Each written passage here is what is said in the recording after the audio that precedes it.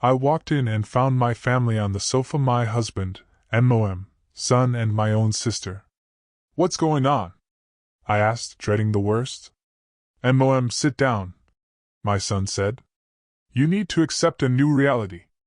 You're not in charge of this family anymore. Aunt Brenda. She makes Dad happier now." I was livid, they all knew. I left the room without a word. The next day, I had 118 missed calls. This is a story about betrayal so profound, so utterly personal, it rips your entire life apart in an instant. It's about discovering the monsters you've been feeding, and then unleashing the monster within yourself. The Chicago wind was biting that night, the kind of cold that seeps through your coat and settles into your bones. I had just landed at O'Hare after 3 grueling days in New York, salvaging a multi-million-dollar deal that my husband, Mark, had almost torpedoed with his sheer arrogance. I was beyond exhausted. My eyes burned from lack of sleep, and my shoulders ached under the weight of my laptop bag. All I craved was that familiar comfort, a hot shower, a glass of red wine, and to tell Mark that I'd once again saved his business, our H&M real estate empire, from his reckless decisions. Our empire, the one we built over 22 years, was safe for another quarter. I pulled my car into the driveway of our suburban estate. But something felt off. The living room lights blazed, unusually bright against the dark, snowy lawn. That was strange. Usually by 10 p.m., the house hummed with a quiet rhythm. Mark would be in his study, and my 21-year-old son, Tyler, either gaming in his room or out with friends. I unlocked the front door, dropping my keys into the bowl on the foyer table. The silence that greeted me wasn't peaceful. No. This was a silence that crackled, thick and charged, like the air right before a violent thunderstorm. "Hello?" I called out, hanging up my coat. "Mark? Tyler? In here, Heather?" Then, my mother's voice, Joyce, floated from the living room. My stomach plummeted. My mother? Here? On a Tuesday night? A cold knot of dread began to tighten in my gut. Had something happened to my sister, Brenda? Was someone sick? My heart hammered against my ribs. I burst into the living room, bracing myself for a medical emergency. But there was no emergency. No. This was something far worse. This was a tribunal. A firing squad. They were all there, perfectly arranged on the custom leather sectional I'd painstakingly chosen just last Christmas. Mark, my husband, sat squarely in the middle, looking impossibly pristine in a crisp white shirt, but he couldn't meet my gaze. To his left, my mother, Joyce, ramrod straight, hands clasped tightly in her lap. To his right, Brenda, my own younger sister. And in the armchair beside them, my son, Tyler. The air was thick, suffocating. But no one was crying. No one looked sad. No. They looked resolved. Like judges passing sentence. "What's going on?" My voice was a strangled whisper. "Is everyone okay, Mom?" I took a step forward, reaching for my son, Tyler. But he stood up. Not to hug me. Not to reassure me. He stood like a barrier, a security guard blocking a doorway. And his eyes, the eyes I had seen mature for 2 decades, the eyes I nurtured with endless love, they were utterly devoid of warmth. "Mom, sit down."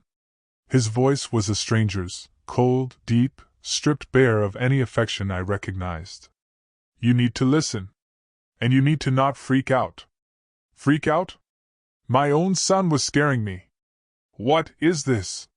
What is happening? You need to accept a new reality," he recited, words clearly rehearsed, drilled into him. "You're not in charge of this family anymore."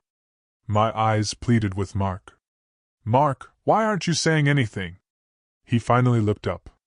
His handsome face, the one that had graced countless business magazines as the public image of our company, twisted into a grotesque mask of pity mixed with sheer annoyance. "It's over, Heather. The charade. It's done." "What charade?" I felt like I was drowning on dry land, struggling to breathe. "Aunt Brenda," Tyler said, pointing to my sister, as if she were a prize. "She makes Dad happier now. Unlike you, she understands him. The world stopped spinning. My sister. Brenda. The woman whose rent I'd paid for 6 years. The one I'd given a job to when no one else would touch her. She sat there, legs crossed, in a silk blouse that looked eerily familiar, suspiciously like one that had gone missing from my closet. And then I saw it. Mark's hand. Resting casually, possessively, on Brenda's knee. We didn't want you to find out from a stranger. My mother, Joyce, chimed in, her voice not apologetic, but lecturing. Righteous. We wanted to do this as a family. Heather, you have to be realistic. You've been married to your work for years. Mark is a man with needs. He needs a wife who is present, not a business partner who sleeps with her laptop. Mom, I whispered, the betrayal slicing deeper than any knife. You knew? You're condoning this? I'm supporting happiness, Joyce said, lifting her chin defiantly, a queen on her throne. Brenda and Mark, they share a connection. They love each other, Heather. It's not something they planned. It just happened. You can't punish them for falling in love. My gaze fell on Brenda. A small, triumphant smile played on her lips as she tucked a strand of hair behind her ear. And then I saw it. The diamond. Flashing under the recessed lighting. It wasn't a new ring. No. It was my ring. The vintage Art Deco diamond Mark had given me for our 20th anniversary. The one that had mysteriously vanished from my jewelry box 6 months ago. The one I'd torn the house apart looking for, crying over for days, while Mark called me careless and told me I'd probably lost it at the gym. That's my ring, I said, my voice a barely suppressed tremble of pure, scorching rage. It fits her better, Mark said, shrugging, as if it were nothing. It was wasted on you. You never wear jewelry anyway. We want you to move out. Tyler broke the silence again, his voice still that cold, deep monotone. Dad is keeping the house. I'm staying here. It's better if you go. You create too much tension. My son. My baby boy. The one I'd nursed through fevers, whose college tuition I paid for by working 80-hour weeks. He was kicking me out of the home I built with my own 2 hands. You're choosing this? I asked Tyler, tears finally stinging my eyes. You're choosing the woman who's sleeping with your father behind my back? That's your aunt, Tyler. She's not just my aunt anymore. Tyler sneered, a venomous edge to his young voice. She's the only one who actually listens to me. You just throw money at me and tell me to study. Dad and Brenda? They treat me like an adult. I looked at the 4 of them. My husband. My sister. My mother. My son. The 4 pillars of my entire life. And every single one of them was rotten. They weren't just breaking my heart. They were dismantling my entire existence with a casual cruelty that stole my breath. A wave of nausea washed over me, but I swallowed it down. I would not give them the satisfaction of seeing me collapse. I would not scream. I would not beg. Instead, I straightened my spine. I met Mark's eyes, holding his gaze until he flinched, looking away. You think you've won? I said, my voice deadly calm, steady as a rock. You think you can just rewrite history because you're bored and selfish? Don't make a scene, Heather. Brenda simpered, her voice sickly sweet. Let's be mature. About this divorce. Divorce. I let out a short, dry laugh that held no humor. Oh, you have no idea what's coming. Don't threaten me. Mark snapped, his arrogance instantly flooding back. I've already spoken to legal. You're out. The prenup, the company bylaws. I have it all covered. Walk out that door, Heather. If you stay, I'll have security remove you from my property. Your property? I looked around the opulent room. I picked every tile in this house. I paid for every single brick. And now you're trespassing, Tyler said. That was it. The final, brutal severing. I looked at my son one last time, memorizing the face of the stranger he had become. A stranger I no longer recognized. Okay, I said.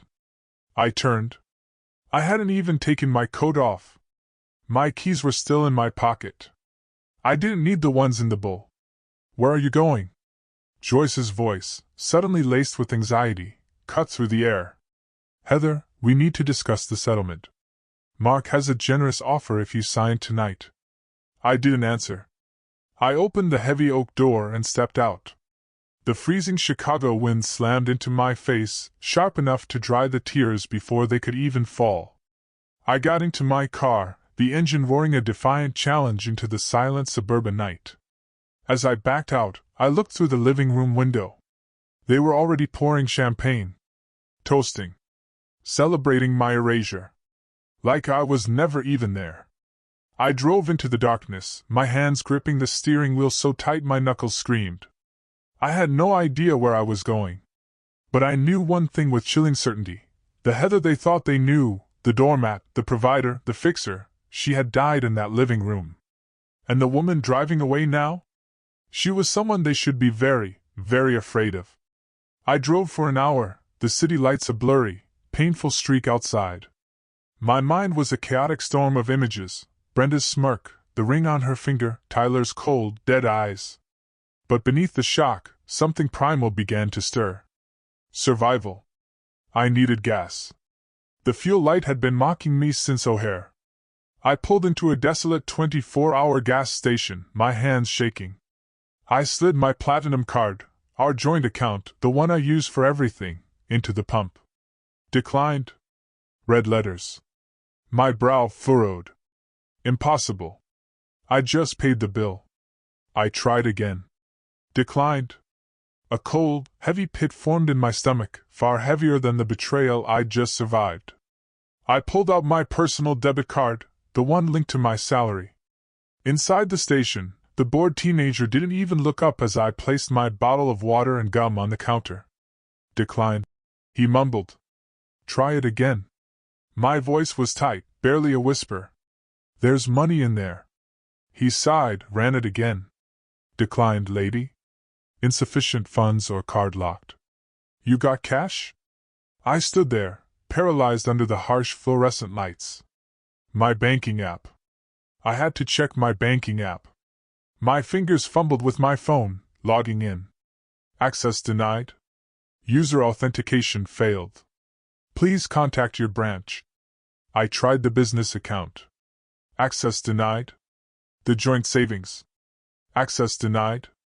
It hit me like a ton of bricks. Mark hadn't just kicked me out of the house. He'd executed a financial kill switch. This wasn't a spontaneous act of anger. No.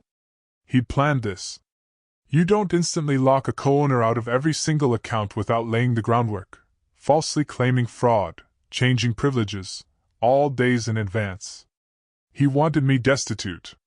Stranded. So I'd crawl back and sign whatever generous offer Joyce had mentioned. He wanted to break me completely. By the way, if you're still with me after that gut punch, and if you're as disgusted as I was, please do me a favor and hit that subscribe button. More unbelievable stories of betrayal and comeback are coming your way. I dug through my purse, past the useless plastic cards, to the small zipper pocket at the bottom. I found 3 crumpled $20 bills and a handful of quarters. $60. That was my entire net worth. My kingdom for a handful of crumpled bills. I paid for 5 gallons of gas and that bottle of water with my last cash. Back in the car I shivered, not just from the biting cold, but from the terrifying, bone-deep realization of my absolute vulnerability. No credit card, no hotel. No mother. No sister.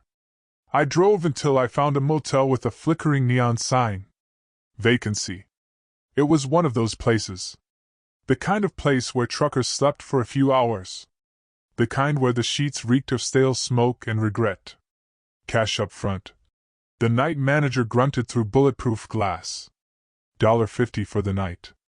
I handed over almost everything I had left. Room 12. The room was freezing. The heater rattled, coughing out air that smelled like burnt dust. I sat on the edge of the sagging mattress, still in my expensive business suit, my coat wrapped around me. My phone buzzed. 118 missed calls. Not apologies. Not pleas for me to come back. Mostly from Robert Vance, Mark's shark of an attorney. Then the emails started. Dissolution of marriage.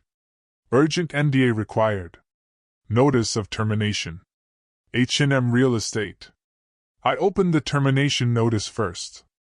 It was from the HR director, a woman I'd hired, I'd mentored.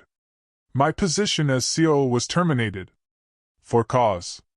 Corporate espionage and gross negligence. I laughed. A harsh, ragged sound in the empty room. Espionage? Negligence?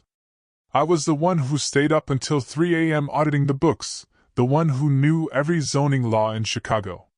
Mark couldn't even convert a PDF without my help. Then a text. From Tyler. My thumb hovered, a tiny, foolish part of me hoping he'd snuck away, that he was sorry. *, Mom, don't make this hard.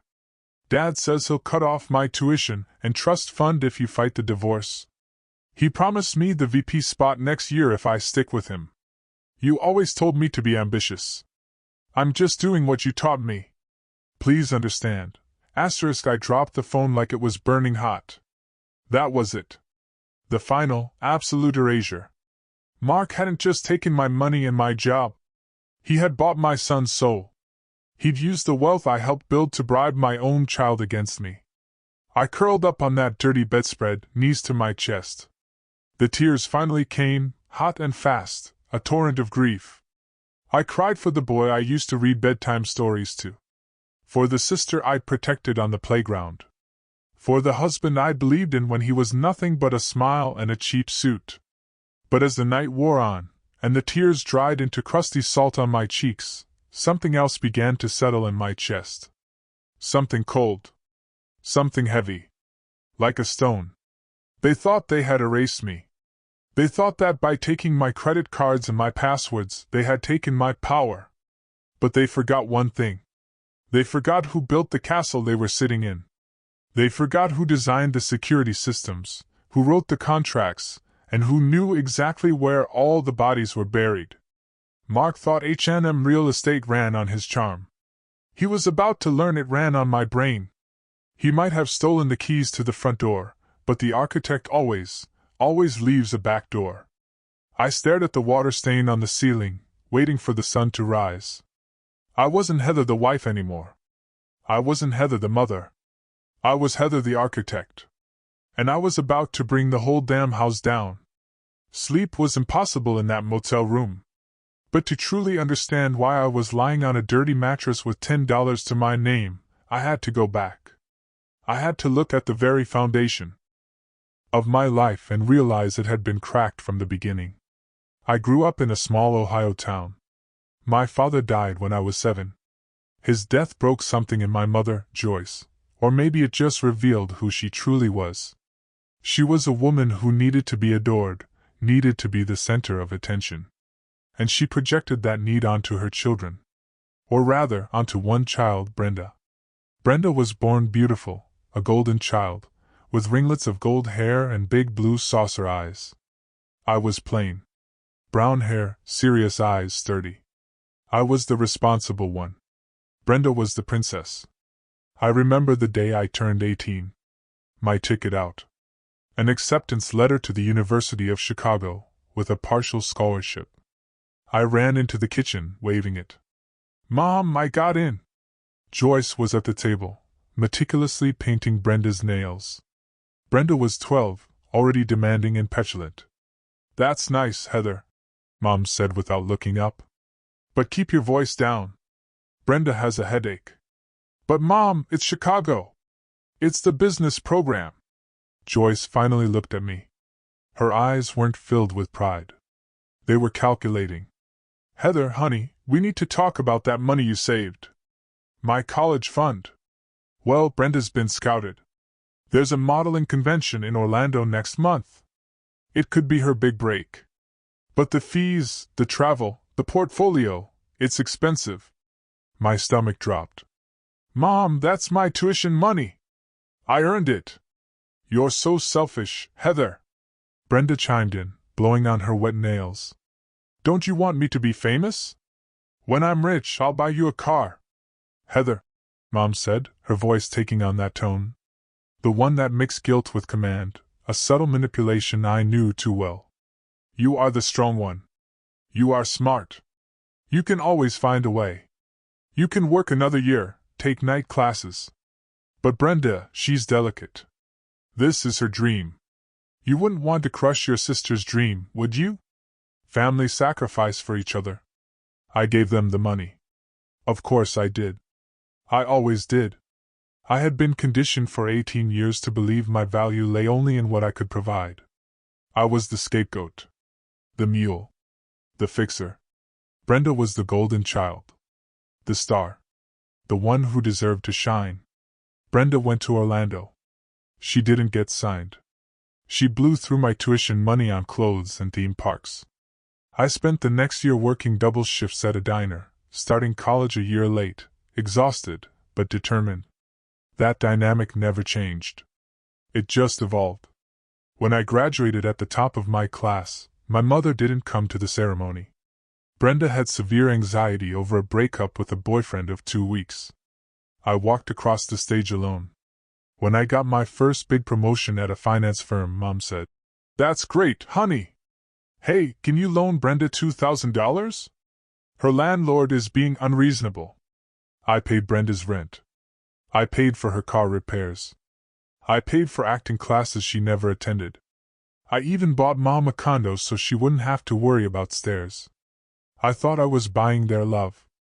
I thought if I just gave enough, worked hard enough, fixed enough problems, they would finally look at me the way they looked at Brenda. I thought one day, Mom would turn to me, her eyes filled with pride, and say, "I'm so proud of you, Heather. You are my joy." But I was never their joy. I was their utility bill. Their safety net. Nothing more. And then I met Mark. He was charming. Ambitious. He seemed to actually see me. He told me I was brilliant. He told me I was beautiful. I didn't realize then, but he had the same calculating look in his eyes as my mother. He didn't see a soulmate. He saw a host. He saw a woman trained to give everything and ask for nothing in return. He fit perfectly into the empty space in my heart my mother and sister had gouged out. I married him, thinking I was building a new family. A better family. Lying in that dark motel room, the realization hit me with the force of a physical blow. I hadn't escaped my family dynamic by marrying Mark. I had recreated it. Mark was the golden child, demanding adoration and resources. I was still the scapegoat, working in the shadows to keep the lights on. And Brenda? Brenda was just the inevitable conclusion. The two parasites in my life had finally found each other. "You're the strong one, Heather." My mother's voice echoed in my memory. Well, she was right about one thing. I was strong. Strong enough to carry them for 40 years. And now? God help them. I was strong enough to drop them. I sat up, the metal springs squealing in protest. I wasn't going to cry anymore. The sadness was gone, replaced by a cold, clinical clarity. They wanted the delicate Brenda. They wanted the dreamer Mark. Fine. They could have each other. But they couldn't have my money. They couldn't have my company. I reached for my laptop bag. It was time to stop being the daughter who sacrificed. It was time to be the CEO who liquidated bad assets. The morning sun filtered weakly through the dirty motel curtains, casting long, dusty shadows. I opened my laptop. Thankfully, I always traveled with a portable Wi-Fi hotspot. Mark couldn't cut off a device he didn't know existed. I didn't even bother trying the bank accounts. I knew those doors were bolted shut. Instead, I opened a file, HM_archive_01. To understand how I was going to destroy Mark, you first have to understand how I built him. I met Mark 22 years ago, at a real estate networking mixer. He was 29, wearing a suit that didn't quite fit, holding a glass of cheap wine, holding court with investors. He was electric. He had a smile that could sell ice to an Eskimo. A laugh that made you feel like you were the funniest person in the room. I was 25, a junior analyst, clutching my binder of market research. I watched him. Charismatic, yes, but I could hear what he was saying. Buzzwords, impossible promises about returns in declining districts. He cornered me by the buffet. You look like you're analyzing the structural integrity of the shrimp cocktail. He joked. I didn't smile. I'm analyzing your pitch to those investors. You're promising a 15% cap rate on a property in a declining district. You're going to lose their money. He blinked. Surprised. Then he laughed. Okay, you caught me. I'm an idea man, not a numbers guy. I need someone who understands the boring stuff. The boring stuff, I said dryly, is what keeps you out of prison. He fell in love with me then. Or at least, with what I could do for him. 6 months later, we were married. A year later, we started H&M Real Estate. The division of labor was immediate. Mark was the face. The CEO. He took the client meetings, played golf, gave interviews. He loved the spotlight. He loved the title. I was the architect. The CEO. But really, I was everything else. I found the properties. Negotiated the loans. Managed the contractors. Fought with city council over zoning. I did the taxes, payroll, legal compliance. All of it. Our first major project? A disaster waiting to happen. Mark had bought a dilapidated warehouse, convinced it would be the next hot loft conversion. He overpaid by $500,000. The contractor he hired ran off with the deposit. We were facing bankruptcy before we'd even sold a single unit. I remembered sitting at our kitchen table, pregnant with Tyler, staring at the red ink on the ledger. Mark was pacing, panicking, sweating through his shirt. We're done, Heather, he cried. Asterisk, my reputation is ruined. They're going to sue me, asterisk. Sit down, I ordered. I took my grandmother's jewelry, the only inheritance I'd ever truly protected from my mother and Brenda, and sold it. I liquidated my 401k. I renegotiated terms with the bank, presenting a business plan so detailed, so bulletproof, the loan officer called it the best he'd ever seen. I fired Mark's crony, who was project manager, and took over site supervision myself, waddling through construction zones in a hard hat with a 6-month belly. We finished that project. Sold out in 3 weeks. Mark was hailed as a visionary. Crane's Chicago Business ran the headline. Mark Bryant, the new king of lofts. He brought the magazine home, beaming. Asterisk, look at this, honey. We did it. Asterisk, he didn't mention me in the interview. Not once. When I pointed it out gently, he kissed my forehead. Asterisk, babe, you know how the media is. They like a singular narrative. Besides, you hate the spotlight. You're my secret weapon. The power behind the throne. Asterisk, I accepted it. I told myself it was for the family. That as long as the company succeeded, it didn't matter whose face was on the cover. I was a fool. For 20 years, I built the stage, set the lights, and wrote the script. Mark just walked out and took the bow.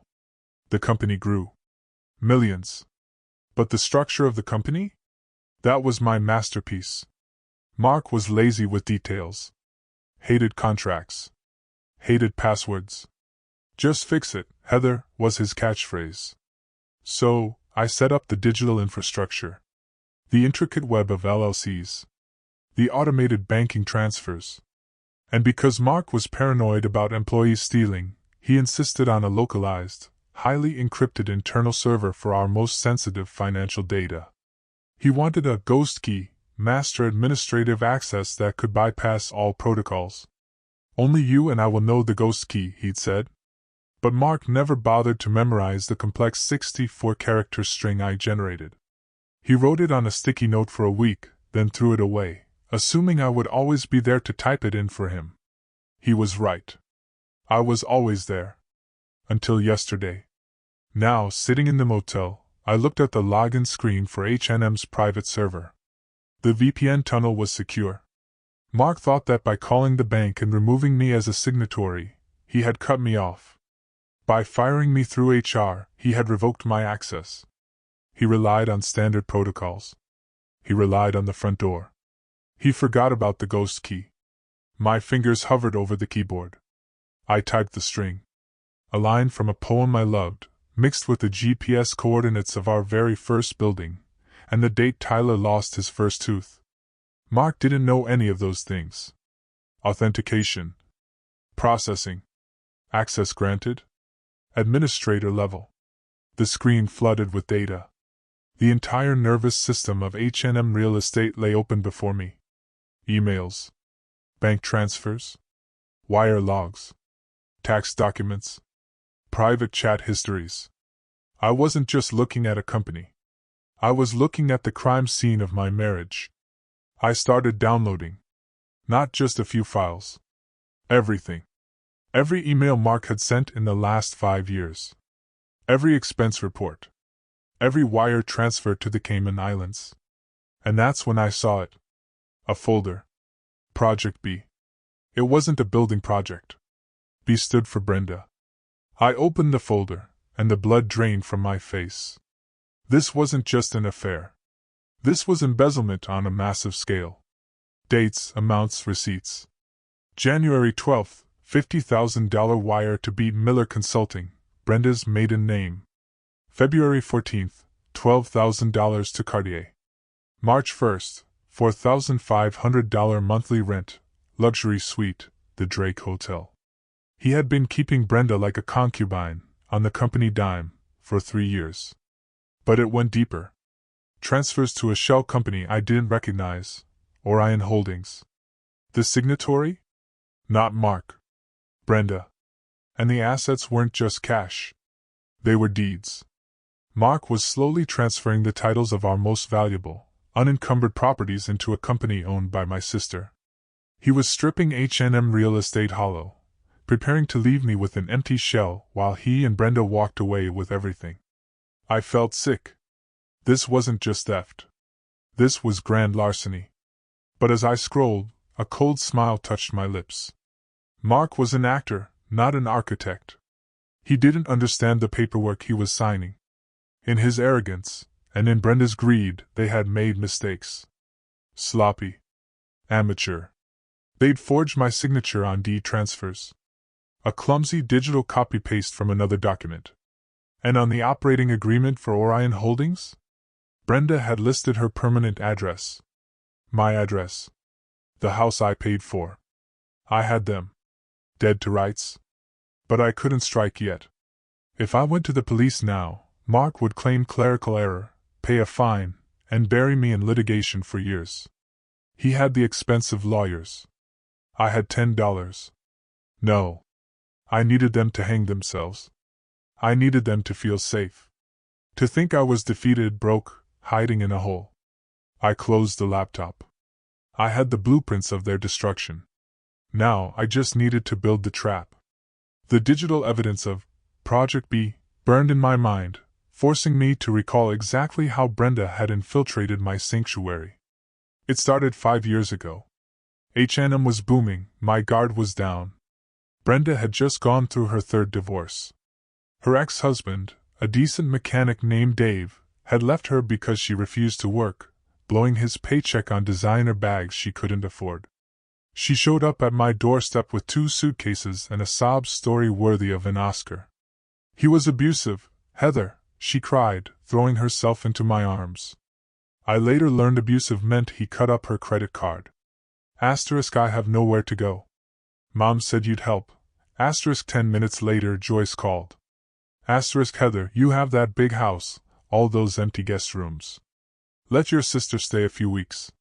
She just needs to get back on her feet. Family helps family. I agreed. I always agreed. A few weeks turned into 6 months. Brenda lay by my pool all day, drinking my wine, criticizing my gardening staff. Mark, at the time, seemed annoyed. She's lazy, Heather. She treats our house like a hotel. I defended her. She's grieving, Mark. Give her time. Then came the request. I need a job, Brenda announced one night. I'm bored. I want to work for you guys. I almost choked on my water. Brenda, we run a commercial real estate firm. It's high pressure. What skills do you have? I'm good with people, she insisted. Client relations. I can plan parties. You guys are so stiff. You need someone fun. No, I said. It was one of the few times I set a boundary. But Joyce intervened. She drove 40 minutes to twist the knife. Heather, this is Brenda's chance to be responsible. If you don't give her a job, she'll spiral. Do you want her living on your couch forever? Then the kicker, Mark thinks it's a good idea. My eyes blinked. Mark does, I spoke to him, Joyce said smoothly. He thinks Brenda could help soften the company image. You know, you can be a bit intense, honey. I confronted Mark. You want to hire Brenda? Mark shrugged, adjusting his tie. Your mom made a good point. We need someone for the social stuff, the galas. You hate that stuff. Let her do it. Pay her an assistant's salary. Get her out of the house. It's a win-win. I relented. I created a title, Director of Special Events. At first, it seemed fine. Brenda moved into a condo I subsidized. She planned the company Christmas party. Lavish. Over budget. But successful. Then the subtle shifts began. Brenda started coming to the office in figure-hugging dresses, just on the edge of inappropriate. She spent hours in Mark's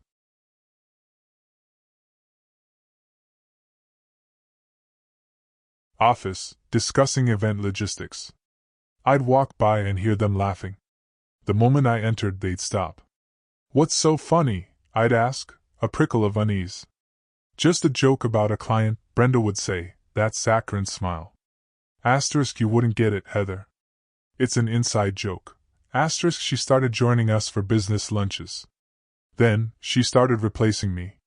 Heather, you stay and finish the quarterly projections, Mark would say. Brenda and I will take the developers to the steakhouse. You know you hate small talk. And I did hate small talk. I loved the work. So I let them go. I stayed in the office, eating a salad at my desk, crunching numbers, ensuring our profit margins were healthy. While my husband and my sister drank martinis and laughed at my expense. Mark changed. Dressing younger. A Porsche he didn't need. Late nights for networking. When I expressed concern, Joyce gaslit me to oblivion. You're being paranoid, Heather, she scolded. You should be happy Mark and Brenda get along. It's a blessing. Don't ruin it with your jealousy. It's unbecoming. She made me feel like a crazy, insecure shrew. Now, looking at the project B folder, I saw the reality. The networking dinners were dates. The business trips to Miami were vacations. The consulting fees paid to Brenda were her allowance for being his mistress. The snake hadn't just slithered into the grass. I had opened the gate, invited her in, and fed her warm milk. And the worst part? My mother had held the gate open. Joyce had brokered this. Pushed Brenda onto Mark, knowing exactly what she was capable of. She wanted Brenda to have the life I had built. In her twisted mind, Brenda deserved the kingdom, and I was just a builder, meant to construct it and move on. I slammed my hand against the cheap motel desk. The pain was grounding. Okay, I whispered to the empty room. You want to play the fun, irresponsible game? Let's see how fun it is when the architect pulls the load-bearing wall. I spent the next 6 hours in a trance of forensic accounting. The ghost key gave me everything. But I had to be careful.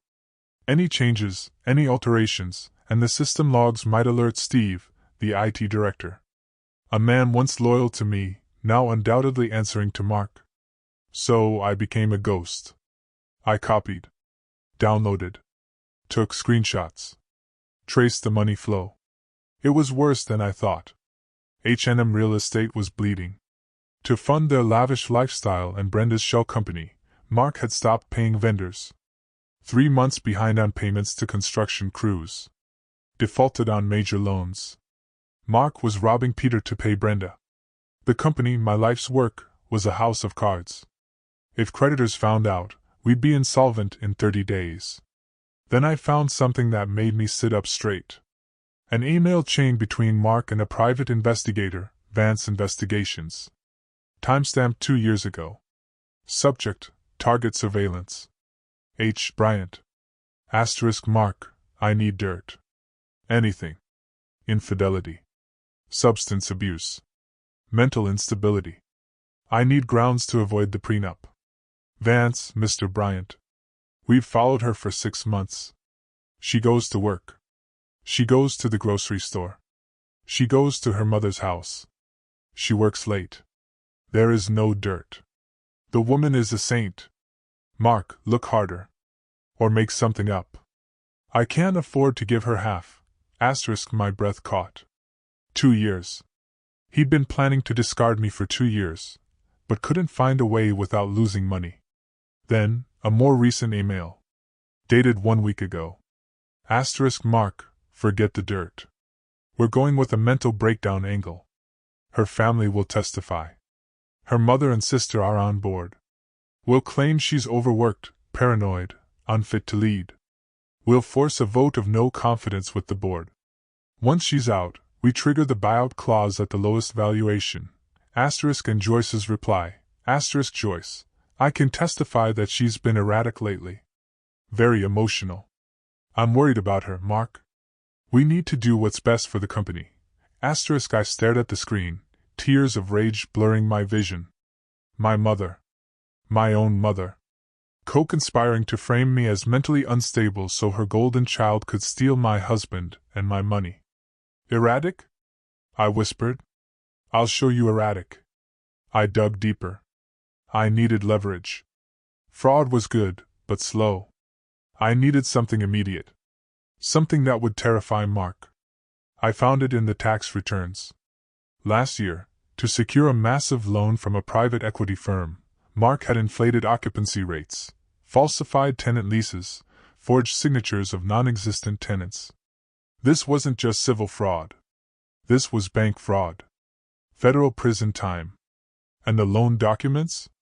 Signed by Mark Bryant, CEO. My signature wasn't on them.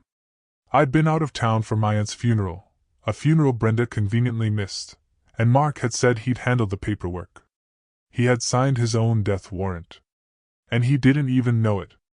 I copied the loan documents. The fake leases. I created a dossier that was a nuclear bomb. It was 2 p.m.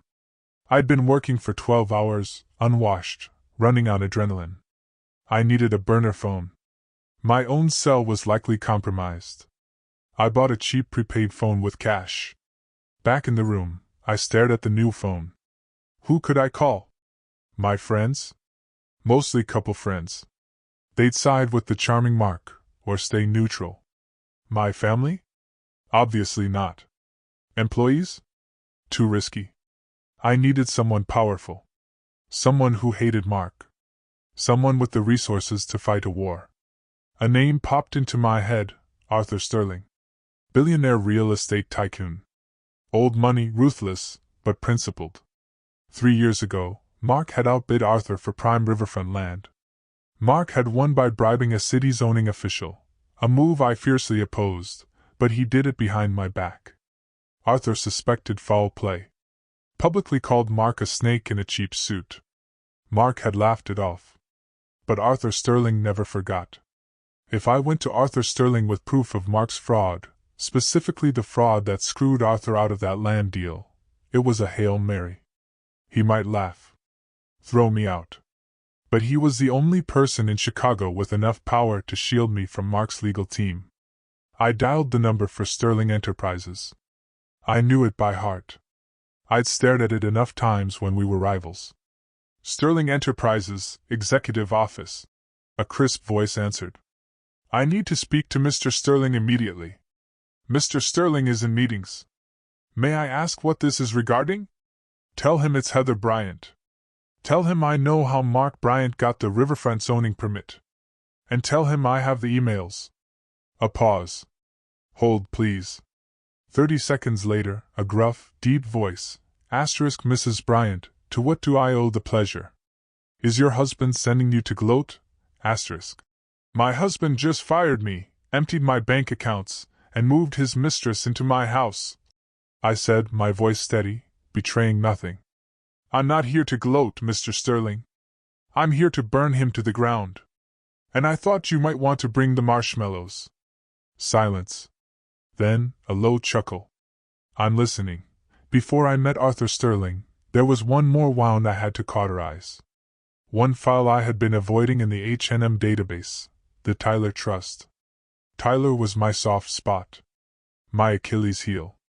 I had shielded him from Mark's narcissism his whole life. When Mark forgot his birthday, I bought the gift, signed Mark's name. When Mark missed soccer games, I told Tyler his dad was working hard for our future. I had raised him to believe his father was a hero, covering up the reality that his father was a neglectful egoist. I realize now, that was my greatest mistake. I had protected Tyler from the truth. And in doing so, I allowed Mark to buy his loyalty with lies. I opened the trust fund documents. Mark had recently modified the terms. Originally, the trust paid out at 25, contingent on graduation. The new terms dated 2 weeks ago. Immediate access to $200,000 cash. A 2023 Porsche 911. And the correspondence attached, * Tyler, Dad, Mom is going to flip if I drop out next semester. Mark, Mom isn't going to be in charge much longer, Ty. She treats you like a kid. I treat you like a man. You want the car? You want the cash? You just have to back me up when the time comes. You have to tell the lawyers that Mom has been acting crazy, that she's unstable. Tyler, she has been kind of stressed lately. Mark, exactly. She's losing it. We need to protect the company. If you stick with me, I'll make you VP of Acquisitions next year. No degree needed. You can learn on the job like I did. Tyler, VP? Seriously? Okay, I'm in. What do I need to do? * My heart didn't just break. It shattered into dust. VP of Acquisitions. Tyler was failing Intro to Economics. He spent weekends playing video games, sleeping until noon. He wasn't qualified to run a lemonade stand, let alone a department in a multi-million-dollar firm. Mark was setting him up for failure, stroking his ego to use him as a pawn against me. And Tyler. My sweet boy. He had sold his mother for a Porsche and a title he didn't earn. I remembered his text, Dad says he'll cut off my tuition. No? He wasn't worried about tuition. He was worried about the easy money. I pulled up Tyler's credit card statement, the one I paid. Liquor store. Nightclub. Online gambling. Strip club. He was spiraling. And Mark, instead of parenting him, was funding that spiral to buy an ally. I picked up my burner phone. I hesitated. This was my son. But the boy who sat on that couch and told me to accept reality wasn't the boy I raised. He was a creation of his father. If I continued to cushion his fall, I would lose him forever to Mark's world of corruption and shallowness. The only way to save him, truly save him, was to let him crash. I drafted a text. I didn't send it yet. I just wrote it, staring at the cursor, * Tyler. I saw the emails. I saw the car. You chose the easy path, but the easy path is a trap. When your father is done using you, he will discard you, just like he did me. I love you enough to let you learn this the hard way. Good luck, Mr. Vice President. * I saved the draft. Wiped my eyes. I navigated to the payroll system. Removed Tyler from the intern payroll he'd been on for 3 years, despite never coming into the office. I couldn't touch the trust, Mark controlled that now. But I could touch the health insurance. Tyler was on my policy, the one I paid for personally. Remove dependent, Tyler Bryant. Reason, no longer a full-time student. It was petty. It was small. But it was the first time in 21 years I hadn't fixed something for him. My phone buzzed. It was the address for the meeting with Arthur Sterling. 1 hour. The Union League Club library room. Come alone. I closed the laptop. Splashed cold water on my face. My suit was rumpled, but I smoothed it down. I put on a layer of lipstick. My armor. I looked in the mirror. The woman staring back was tired, yes. But she looked dangerous. She looked like a mother who had lost her cubs and had nothing left to lose. You want unstable, Mark? I said to my reflection. I'll show you tectonic. I walked into the Union League Club wearing the same rumpled suit I'd fled my house in, carrying a laptop bag that contained enough evidence to send my husband to federal prison. The doorman looked at me with skepticism. This place reeked of old money, cigars, mahogany, a world Arthur Sterling ruled. I found him in the library, in a leather-winged chair, reading the Financial Times. He was 65, silver-haired, eyes like polished flint. He didn't stand. Mrs. Bryant, he said, folding his paper. You look terrible. I feel terrible, I admitted, sinking into the chair opposite him. But my brain is working just fine. You mentioned the riverfront deal, Arthur said, cutting to the chase. You said you had proof. I opened my laptop. No pleasantries. I pulled up the dossier. 3 years ago, Mark outbid you for the riverfront land. You suspected he bribed the zoning commissioner, Frank Miller. You were right. Arthur leaned forward, eyes narrowing. Here is the wire transfer, I said, pointing to the screen. $50,000 to a shell company, Miller Consulting. And here are the emails between Mark and Miller discussing the expedited rezoning fee. Mark was sloppy. He used his personal email for the initial contact. Arthur scanned the documents. His expression didn't change, but the air around him seemed to grow colder. Why are you showing me this now? You were the CO. You benefited from this deal. I didn't know, I said, my voice steady. Mark kept a shadow ledger. I found it last night, after he kicked me out, froze my accounts, and moved my sister into my bed. Arthur looked up, a flicker of surprise. My sister, and my mother cheering them on, I added, a bitter laugh escaping my lips. It's a regular family reunion, and I'm the only one not invited. I took a breath. Mr. Sterling, I didn't come here to gossip. I came here to make a deal. Mark is trying to destroy me. Forged my signature. Embezzling company funds. He's going to leave H&M Real Estate a smoking crater. And you want me to save you? Arthur asked, raising an eyebrow. No. I want you to help me bury him. And in exchange, I will give you the riverfront property. Arthur paused. Go on. Mark is overleveraged. Cash poor. He's about to default on construction loans. If you step in as a white knight investor now, offering a bridge loan, he'll take it. He's desperate. And in the loan agreement, we include a collateral clause. If he defaults, which he will, because I know the real numbers, you seize the assets. Specifically, the riverfront deed. Arthur stared at me. The silence was heavy. Then, a slow smile spread across his face. Not warm. The smile of a predator recognizing another. You're vindictive, aren't you? Arthur said softly. I'm efficient, I corrected. Mark always struck me as a peacock. All feathers, no flight. But you're a hawk. He pulled out his phone. I'm calling my personal counsel. Best litigator in Chicago. He'll represent you in the divorce. Pro bono. Consider it an investment in our new partnership. Thank you, I whispered, relief flooding me. And Heather, Arthur added, his eyes hard. Don't disappoint me.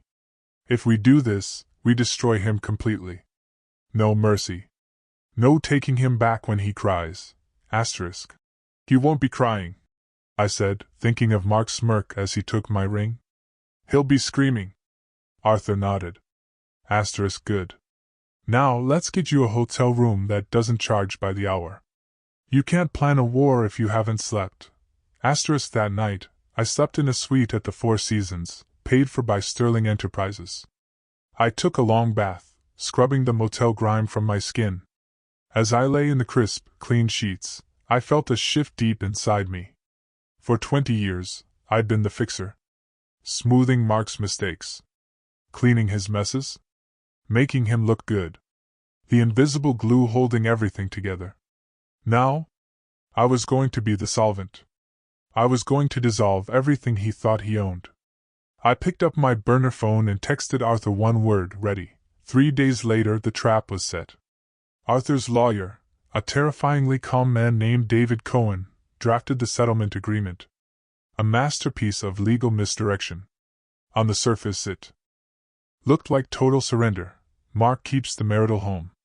Mark keeps full ownership of H&M real estate. Heather receives a lump sum of $500,000, a fraction of what I was owed. Heather waives all claims to future spousal support. It looked like I was broken, desperate for cash, just wanting to run away. Mark would love it. It fed his ego perfectly.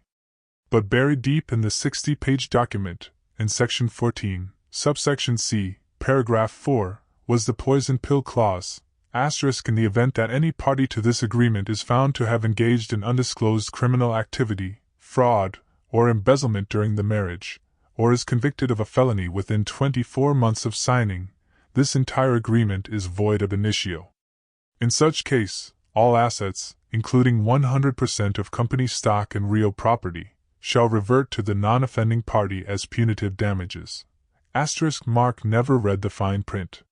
He paid lawyers for that. But his lawyer, Robert Vance, was lazy. I knew, because I used to pay his bills. Vance skimmed contracts, looking for big numbers. Not a specific reversion clause buried in boilerplate text. I met Mark and his lawyer at Vance's office. No makeup. An old sweater. Head down. I needed to sell the image of the utterly defeated woman. Well, look who crawled out of her hole. Mark sneered, sitting down. I hope you're ready to sign, Heather. Brenda and I have wedding invitations to order. Just give me the check, I said, my voice trembling, selling the performance. I just want to leave, Mark. I can't fight you anymore. Mark laughed, glancing at Vance. Asterisk C, I told you she'd fold. She doesn't have the stomach for this. Asterisk Vance slid the papers. Standard agreement, Heather. You walk away with $500,000. Clean break. Just sign here, here, and here. I picked up the pen. My hand shook, partially acting, partially pure adrenaline. What about Tyler? I asked softly. Tyler is staying with me, Mark said, leaning back. He's my VP now. We're going to build an empire together without your constant nagging. A sharp pain. I swallowed it. Okay. Take care of him. Just sign the damn papers, Heather. I signed. My name on the line that would seemingly strip me of 20 years of work. Then Mark signed. A flourish. A big, arrogant loop. Done, Vance said, closing the folder. The check will be wired tomorrow. Mark stood, buttoning his jacket, looking down at me with a smirk that made my skin crawl. Asterisk, you know, Heather, you should thank me. You were always too uptight for this life. Go move to a farm. Find a nice librarian. Asterisk. Goodbye, Mark, I whispered.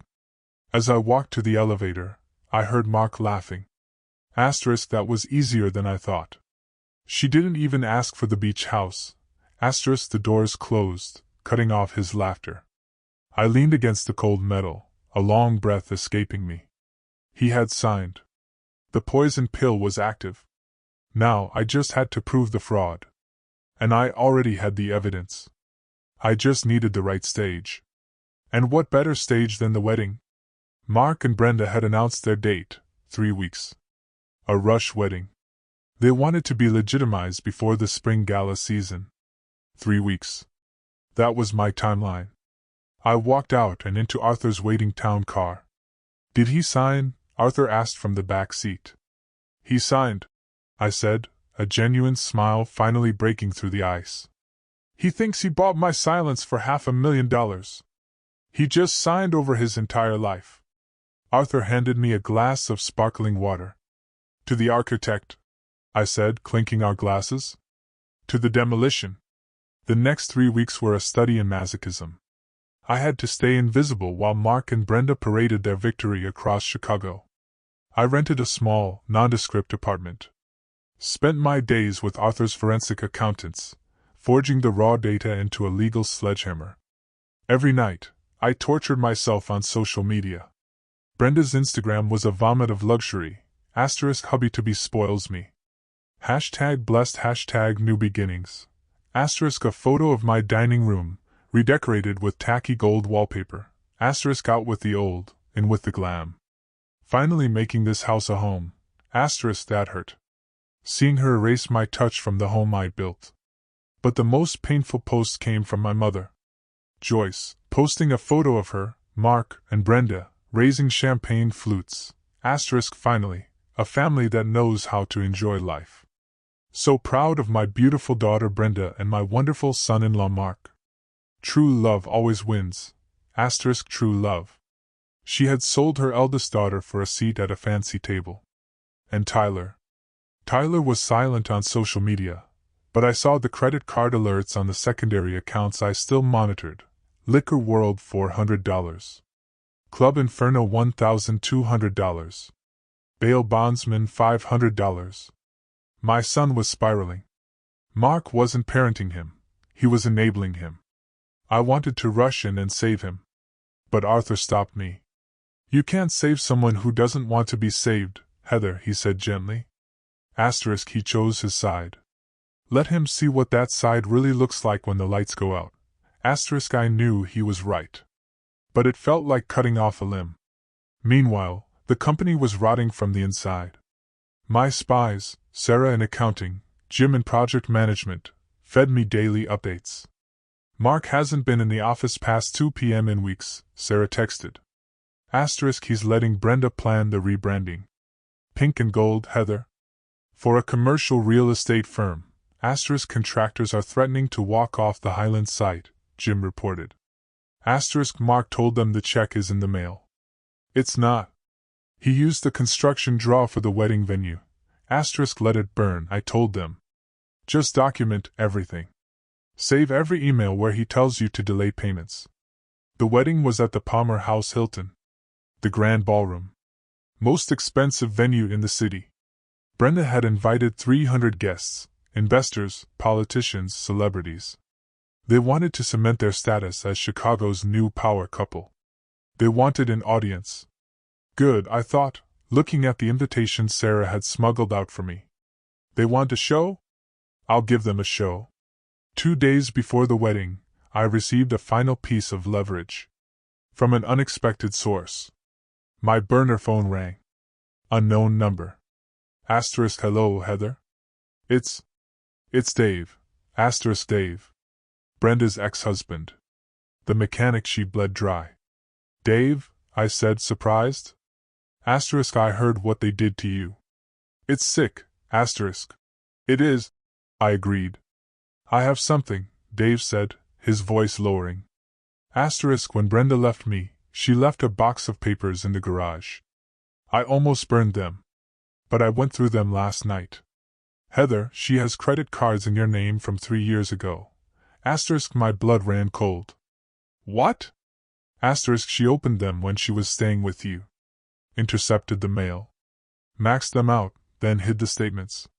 But I found collection letters. And a letter from Mark. From Mark? Yeah. He paid off one of the cards. The letter said, I covered this one, B, but you have to be more careful. If Heather sees this on the credit report, we're both dead. Keep sticking to the plan. 2 more years and we take it all. 2 more years. The timeline matched perfectly. Mark had been conspiring with my sister to steal my identity and my money, while I was feeding her, giving her a job. This wasn't just fraud. This was a conspiracy. Predatory. Calculated. Evil. I looked at Mark's handwriting. 2 more years and we take it all. I placed the letter in my safe. Thank you, Dave, I said. Give him hell, Heather, he said, a grim smile. Oh, I plan to, I replied. I plan to give them the whole inferno. The day before the wedding, I did something dangerous. I went to see Tyler. I knew I shouldn't. Arthur advised against it. But I was a mother. First, a vengeful ex-wife second. I needed to give him one last chance to step off the sinking ship. I waited outside his new penthouse, the one Mark had bought with company funds.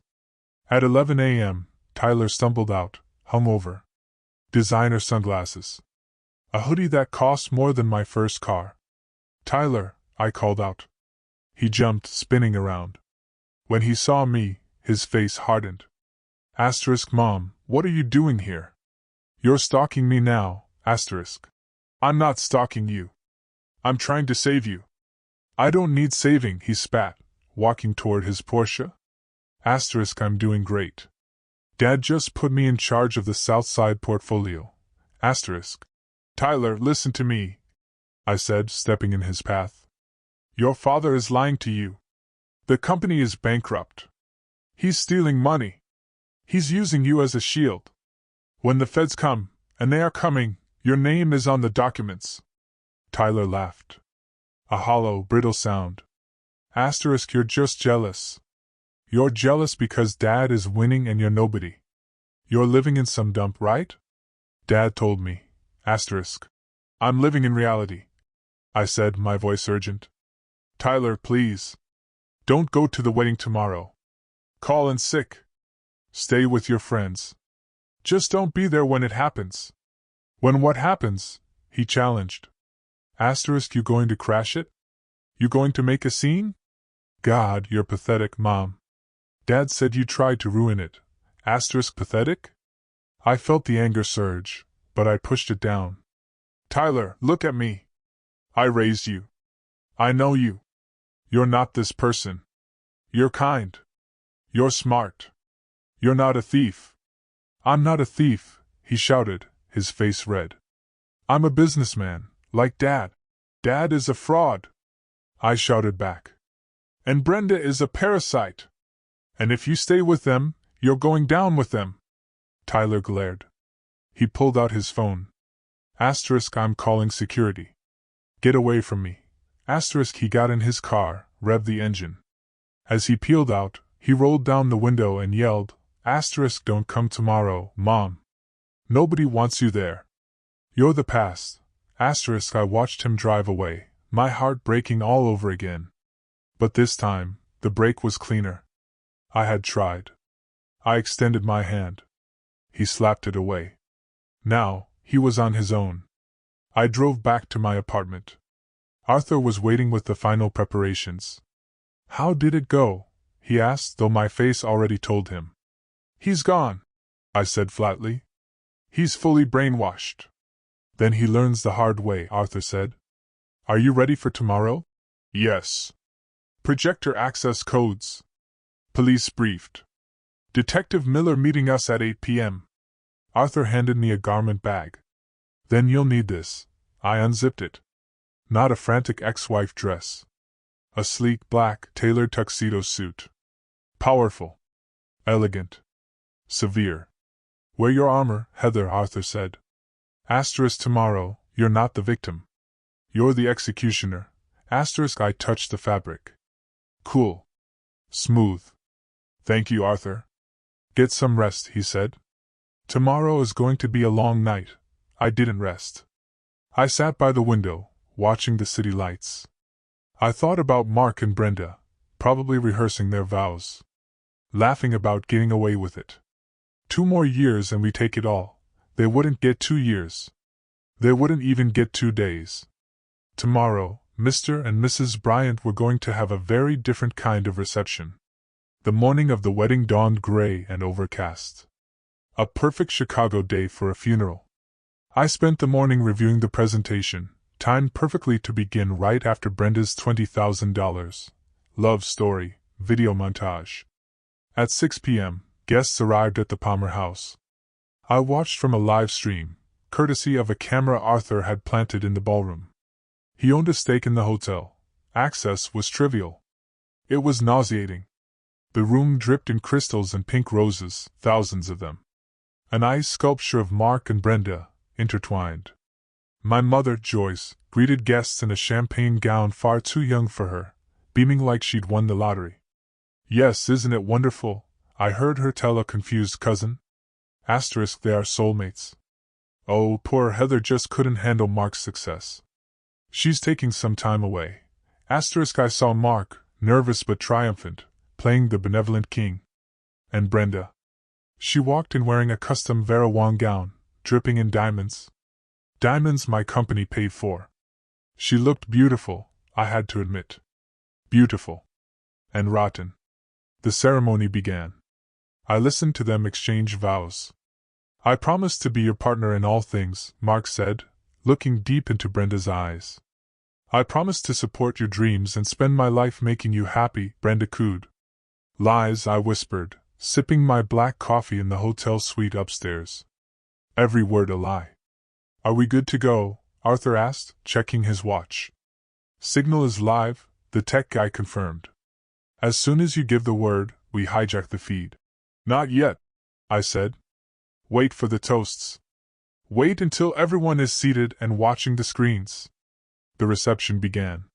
Champagne flowed. Mark stood to give his speech. I want to thank everyone for being here, he boomed, holding Brenda's hand. This has been a long journey. A journey to find true happiness. Sometimes you have to make hard choices to find your real destiny. Polite applause. Everyone knew the scandal. They just didn't care as long as the open bar was premium. And to my new wife, Brenda, Mark continued, you are my muse, my rock, my everything. My phone buzzed. That was the cue. No, I said. Down in the ballroom, the lights dimmed for the video montage. Sentimental music played. Photos of Mark and Brenda on yachts, in Paris, on beaches, flashed on the massive screens. The crowd awed. I stood up, smoothed my tuxedo jacket. Walked out of the suite, to the elevator. Showtime, Arthur said, walking beside me. Inside the elevator, I watched the numbers tick down. 10, 9, 8. My heart wasn't racing. It was beating slow, heavy, like a war drum. The doors opened. Detective Miller and 2 uniformed officers waited. Miss Bryant? The detective asked. Yes. We have the warrant. We're ready when you are. Give me 5 minutes, I said. I want them to see it before the handcuffs go on. Understood. I walked toward the ballroom doors. Security guards, hired by Mark to keep me out, stepped forward. Ma'am, this is a private event. Arthur Sterling stepped out from behind me. And I own the building. Step aside, or you'll be looking for work tomorrow. The guards hesitated, recognized Arthur, stepped back. I pushed open the double doors. Inside, the music swelled. The video showed Mark and Brenda kissing before the Eiffel Tower. Then the screen flickered. The music cut out with a screech of feedback. Silence. On the massive screens, the romantic image vanished. In its place, a stark white spreadsheet. Red numbers. Then a document, a credit card statement. Name, Brenda Miller. Address, 124 Oak Lane *, my house. Purchase, Cartier diamond ring $25,000, paid by H&M corporate account. A murmur rippled through the crowd. What is that? Brenda shrieked, standing. Mark, fix it. Cut the feed, Mark yelled at the AV booth. Turn it off, but the tech guy was ours. He didn't turn it off. He turned up the volume. Then my voice, pre-recorded, boomed over the speakers. Hello, Mark. Hello, Brenda. You wanted a family gathering. You wanted everyone to witness your union. Well, let's show them what this union is really built on. All heads turned, not to the screen, but to the back of the room. I walked in. The silence was absolute. 300 people turned to look at me. I walked down the center aisle, my heels clicking rhythmically on the marble. My black tuxedo suit a stark shadow against the sea of pink flowers. Mark stood frozen at the head table, his face draining of color. Brenda clutched her napkin, mouth agape. My mother, Joyce, looked like she was having a stroke. Heather, Mark whispered, his voice trembling through the microphone. What are you doing? I didn't stop until I stood at the center of the dance floor, directly in front of the head table. I looked up at them, the people who had been my world, now small, frightened figures on a stage. I'm here to give a toast, I said, my voice clear and strong. I held up a remote. Click. The screen behind them changed again. The email chain between Mark and the private investigator.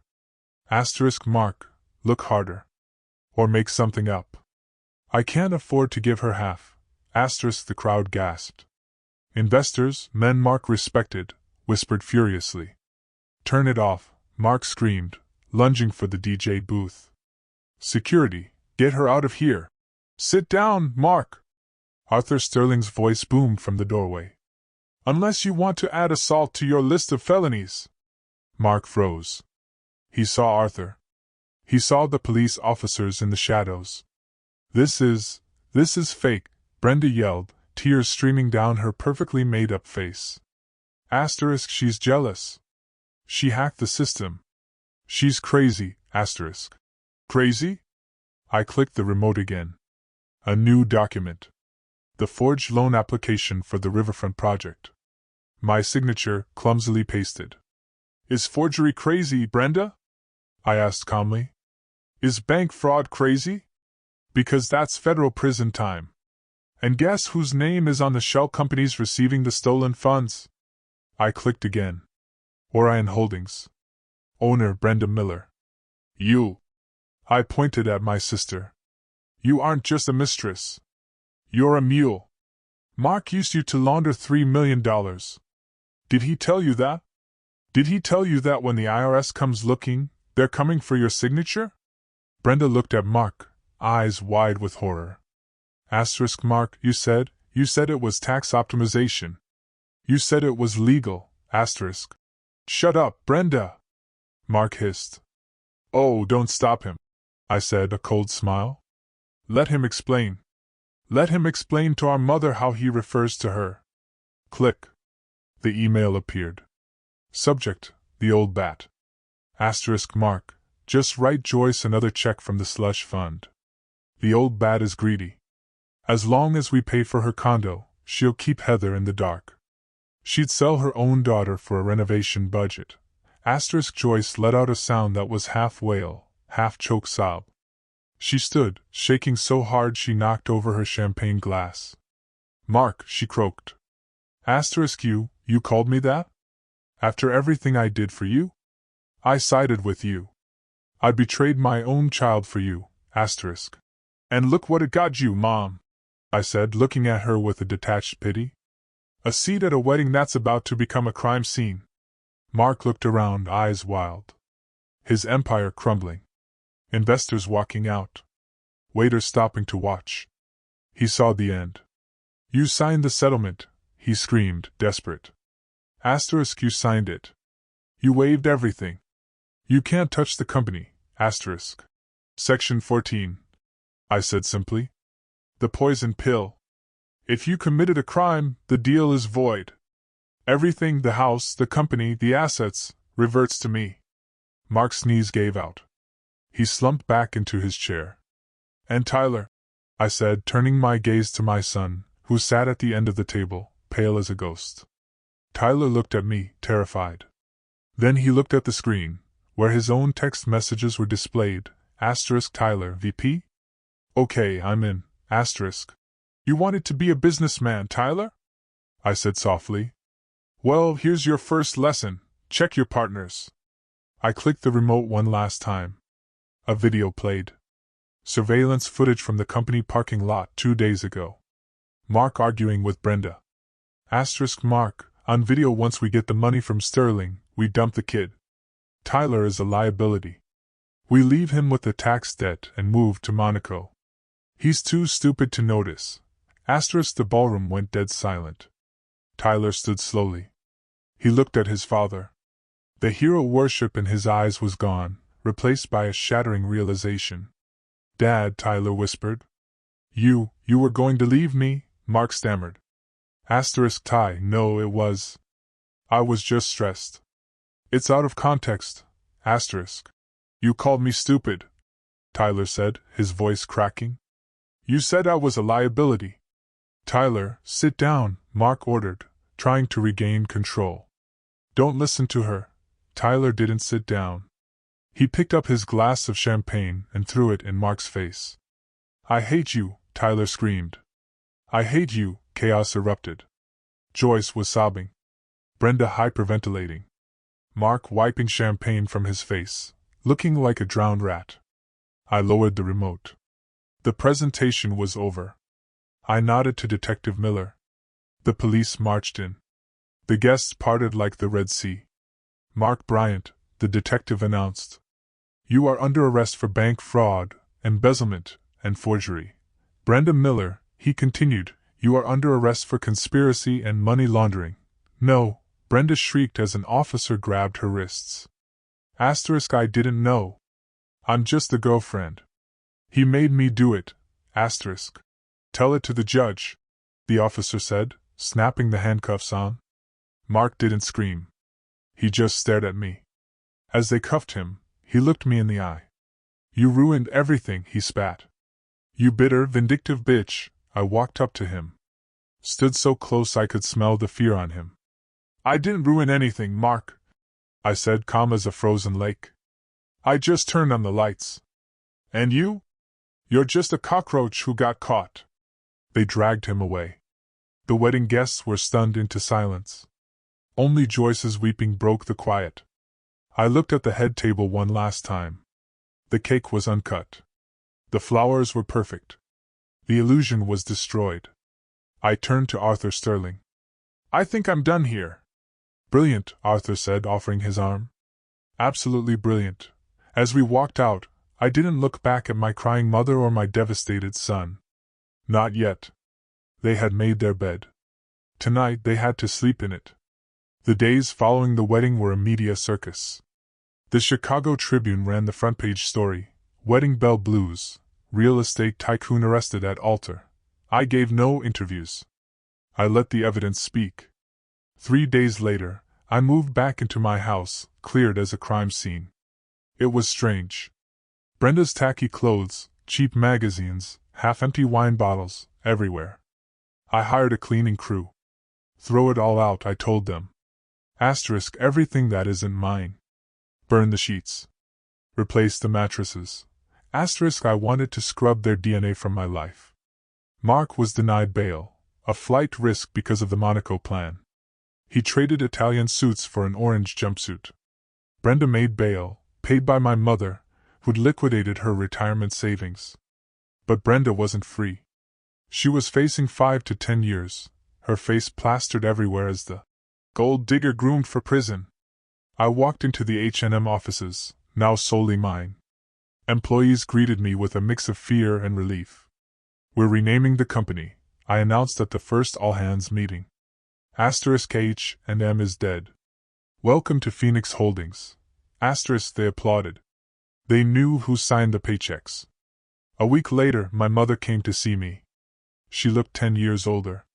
Unkempt hair. Red eyes. She stood on my porch, shivering. Heather, she said, her voice trembling. Joyce, I said, blocking the door. I didn't call her mom. Can I come in? It's freezing, You can say what you need to say from there. She flinched.